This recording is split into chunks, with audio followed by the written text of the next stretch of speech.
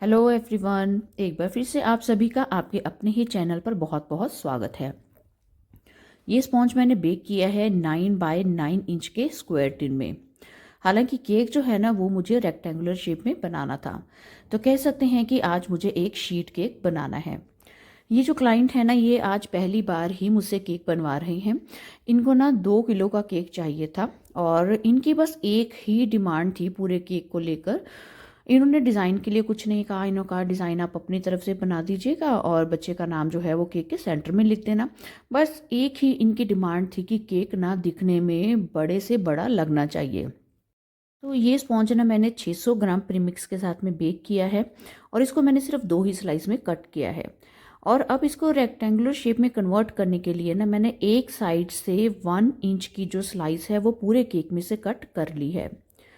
तो ये जो मैंने साइड से स्लाइस कट की हैं, ये भी मेरे इन 2 लेयर्स की तरह मेरे पास 2 पार्ट्स में ही हैं, जिनको कि मैं अब रेक्टेंगुलर शेप में इस केक को कन्वर्ट करने के लिए यूज़ करूँगी।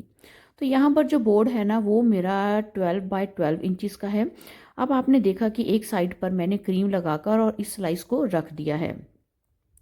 तो ऐसे ही जो दूसरी स्लाइस है ना उसको मैं इसके अपोजिट साइड पर रखूँगी, वो आप आगे देखिएगा। तो यहाँ पर अब जो इस केक का जो साइज़ है वो कन्वर्ट हो गया है मेरा 8 बाय 10 इंच के साइज़ में। फिर यहाँ पर सोकिंग करने के लिए मैंने प्लेन वाटर में स्ट्रॉबेरी का क्रश ऐड किया है। अब इन क्लाइंट को ना ये स्ट्रॉबेरी फ्लेवर में चाहिए था और मैंने इनको जब प्राइस बताए तो उसके अकॉर्डिंग इन्होंने कहा कि आप ना क्रश ऐड करके बना दीजिएगा। तो यहाँ पर मैंने क्रीम में भी ना थोड़ी सी पहले स्ट्रॉबेरी का क्रश जो है वो ऐड कर दिया था। फिर इस क्रीम को मैंने इस लेयर के ऊपर स्प्रेड कर दिया। अब जिस साइड पर मैंने पहले एक स्लाइस रखी थी ना उसके अपोजिट साइड पर मैंने ये स्लाइस रखी है। अब इस स्लाइस में से आपने देखा कि हमारा 1-1 इंच का पार्ट जो है ना वो दोनों स्लाइसेस में से बच गया था, उसको आगे मैंने 4 पार्ट में डिवाइड कर लिया था। और उस 4 छोटे छोटे स्पॉन्ज के पीसेस को ना मैं यहाँ चारों कॉर्नर पर रख दूंगी और फिर इसके ऊपर मैं अपनी दूसरी स्लाइस रखूंगी केक की। अब यहाँ सेंटर में भी मैंने स्ट्रॉबेरी का क्रश ही ऐड किया है, सो दैट केक में ना स्ट्रॉबेरी का जो फ्लेवर है वो अच्छे से निकल कर आए। तो यहाँ पर इस तरीके से देखिए मैंने ऊपर की जो लेयर है स्पॉन्ज की उसको भी फाइनली ऊपर रख दिया है। तो ये मेथड होता है कि अगर आपके पास स्क्वायर टिन है तो उससे आपने रेक्टेंगल शेप में केक को कैसे कन्वर्ट करना है, बस ये एक सिंपल सा मेथड है। तो इस तरीके से मैंने अपनी तरफ से पूरी कोशिश की कि जो मेरे क्लाइंट की डिमांड थी कि केक बड़ा सा बड़े से भी बड़ा दिखना चाहिए, उस वाली डिमांड को मैंने पूरा करने की अपनी तरफ से पूरी कोशिश की है। तो यहाँ पर दोनों ही लेयर्स की सोकिंग हो गई है, बीच में जो है वो क्रश को मैंने ऐड कर दिया है और फाइनली अब यहाँ पर मैं इस केक की क्रम कोटिंग का काम कंप्लीट कर रही हूँ। ये जो क्रम कोटिंग का काम है ना ये मैंने रात को ही कर दिया था और फिर नेक्स्ट डे मॉर्निंग मैंने इसके ऊपर आगे का काम जो है वो कंप्लीट किया था। तो आप अपने केक की अच्छे से क्रम कोटिंग करके रखेंगे, फिर उसके ऊपर आपको फाइनलाइजिंग करने में कोई भी प्रॉब्लम नहीं होती है। तो इस केक के लिए जो मैंने क्रीम यूज़ की है ना वो मेरी 650 से 700 ml के लगभग मैंने विप की है। वैसे 1 kg केक के लिए अगर सिंपल सा ही डिज़ाइन होता है ना तो मैं 300 ml क्रीम विप करती हूँ, बट अगर कुछ उसमें ज़्यादा क्रीम का काम है तो मैं 350 ml तक क्रीम विप कर लेती हूँ। तो इसी अकॉर्डिंग इस केक के लिए मैंने, आप समझ लीजिए कि 700 ml तक क्रीम जो है वो विप की है।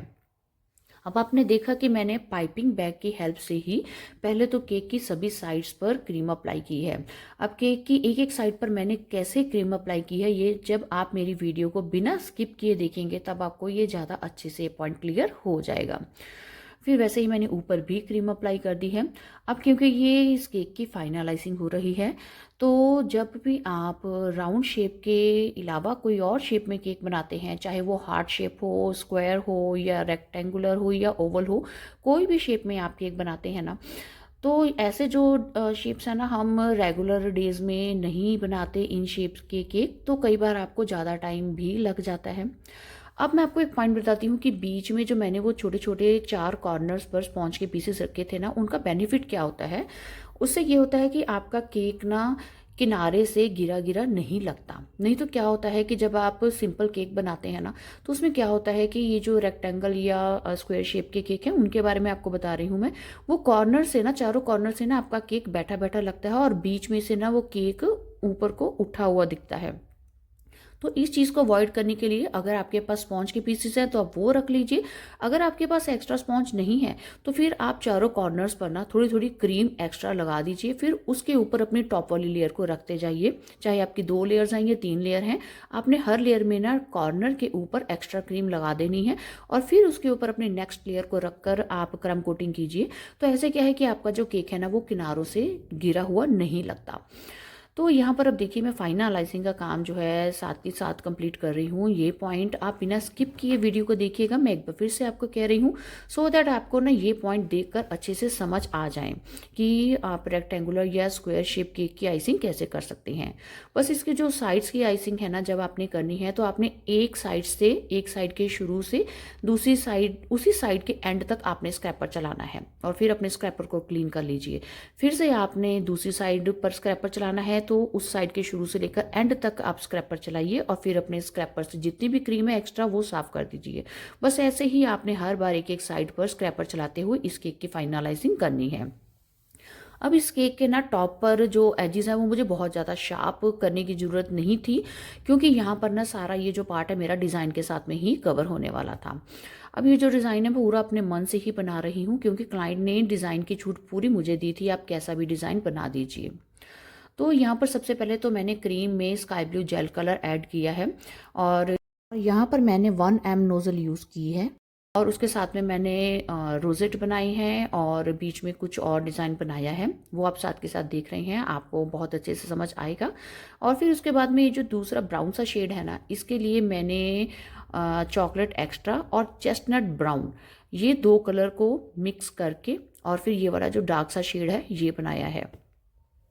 आप चाहें तो इस शेड को डार्क करने के लिए टूथपिक से हल्का सा ब्लैक कलर लेके भी ना बीच में मिक्स कर दीजिए। अगर आपको दोनों जेल कलर्स मिक्स करने के बाद भी लगे कि ब्राउन कलर उतना डार्क नहीं है तो हल्का सा, बहुत हल्का सा टिंट आप ब्लैक कलर का बीच में दे सकते हैं। तो ये बीच का डिज़ाइन जो है मैंने ब्राउन कलर के साथ में फिल किया है। अब इसके बाद में ना एक और मैंने डार्क कलर भी बनाया था और यहाँ पर ये जो डार्क ब्लू कलर है इसके लिए मैंने नेवी ब्लू कलर एक्स्ट्रा बीच में ऐड किया था इसी स्काई ब्लू कलर की क्रीम में, जिससे डार्क टोन बन गया। अब ये जो ब्राउन वाला पार्ट था ना मेरा, इसको करने के लिए मैंने नोज़ल नंबर 8 यूज़ की है और ये जो सबसे डार्क ब्लू कलर है जो कि मैंने sky blue and navy blue colour mix करके बनाया है, इसके लिए मैंने सबसे छोटे साइज़ की, मेरे पास ओपन स्टार नोज़ल थी, उसके साथ में मैंने ये जो डिज़ाइन है ऊपर छोटे छोटे से स्वर्ल बना दिए हैं। तो इस तरह मैंने आज का ये जो शीट केक है ना, इसका डिज़ाइन अपनी इच्छा से अपने कलर्स खुद से चूज़ करते हुए ये डिज़ाइन कंप्लीट किया है। अब ये जो बोर्ड है ना, इसका साइज़ और मेरे केक का साइज़ ऑलमोस्ट बराबर था, सो मेरे पास नीचे एक्स्ट्रा बॉर्डर बनाने के लिए स्पेस नहीं थी। फिर भी मुझे कुछ खाली सा नीचे लग रहा था, सो मैंने नीचे ना एक छोटा सा पर्ल वाला बॉर्डर बना दिया है। उसके लिए मेरे पास स्काई ब्लू क्रीम बच गई थी, उसी का यूज़ करते हुए मैंने नीचे ना सभी तरफ छोटा छोटा पर्ल का बॉर्डर बना दिया था। अगर आपके पास बोर्ड पर ज़्यादा जगह है तो आप जो ये बॉर्डर है इसका साइज़ बड़ा भी कर सकते हैं। तो ये मैंने नीचे भी क्रीम के साथ में थोड़ा सा काम कर दिया है और उसके बाद में फिर केक को और डेकोरेट करने के लिए, हाईलाइट करने के लिए यहाँ पर मैंने गोल्डन कलर के स्प्रिंकल जो हैं छोटे बड़े साइज़ में ऊपर डाल दिए हैं। ये तो आप भी मोस्टली डालते ही होंगे अपने केक को और ज़्यादा उसकी लुक को एनहांस करने के लिए। अब उसके बाद में सेंटर में मैंने हैप्पी बर्थडे का एक टॉपर लगा दिया और जो बॉय का नेम था वो मैंने फॉन्डेंट के साथ में ही बनाया है। प्लंजर सेट से मैंने, अल्फ़ाबेट प्लंजर सेट से मैंने ये कट कर लिया था नेम और फिर उसको मैंने ना ब्लू कलर में ही कट किया क्योंकि ये बॉय के बर्थडे का केक था। और फिर फाइनली उसको भी मैंने केक के ऊपर प्लेस कर दिया नेम के अल्फ़ाबेट्स को। तो ऐसे था आज का मैंने ये ऑर्डर किया कंप्लीट। क्लाइंट को डिज़ाइन और फ्लेवर बहुत पसंद आए। आप बताइए कि आपको अगर आज की ये वीडियो यूज़फुल लगे, मेरे दिए हुए टिप्स आपके काम आए, तो फिर बेझिझक मेरे चैनल को सब्सक्राइब करने में देरी मत कीजिएगा। अब आपसे मुलाकात होगी एक और केक डेकोरेशन की वीडियो में। Till then bye bye, thanks for watching.